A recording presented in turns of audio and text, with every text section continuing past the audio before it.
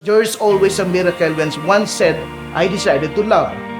And they decided to feed because here, the most concrete manifestation of loving is feeding the little children.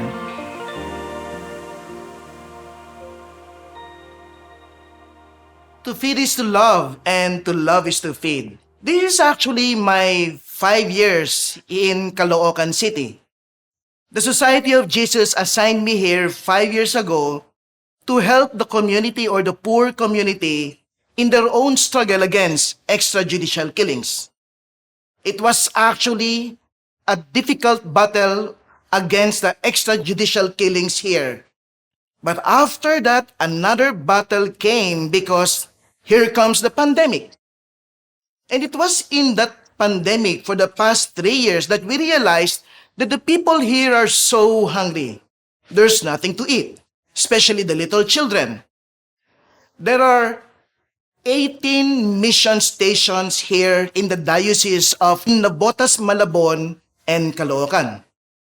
Unfortunately, those little children, they don't have anything to eat. So I decided to say and to think, yes, to feed is to love and to love is to feed.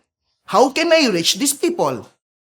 And the only thing that I realized that is actually concrete is to establish this Busog Puso program to be able to feed the hungry little children here in Caloocan. I started by feeding only 100 to 150 children.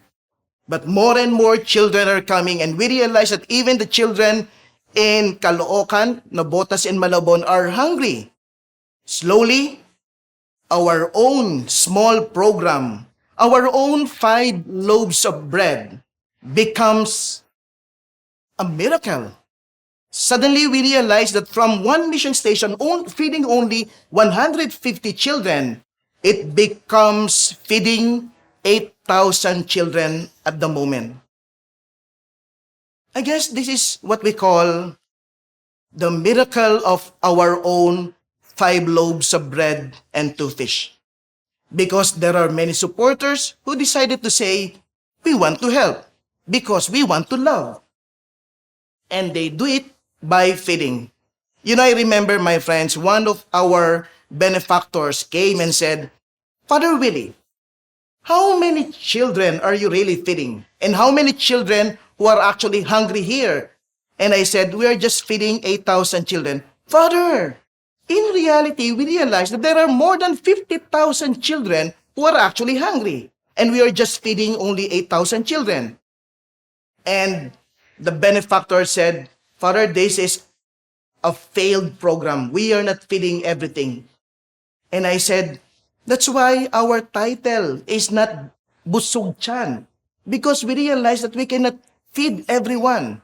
It is more on Busog Puso. Because what we are trying to feed is not only the chan, but the puso of everyone. Especially those who have lost their own faith in God because of this pandemic. Slowly I realized that because of our own little effort of feeding small children, it exploded, it expanded. The miracle came because there's always a miracle when one said, I decided to love. And they decided to feed because here, the most concrete manifestation of loving is feeding the little children. This is our own story. That in the end, when you feed someone with physical food, you are actually feeding them your love and the love of God. Learn to feed, and you will realize that you will become the presence of God here in our hungry world.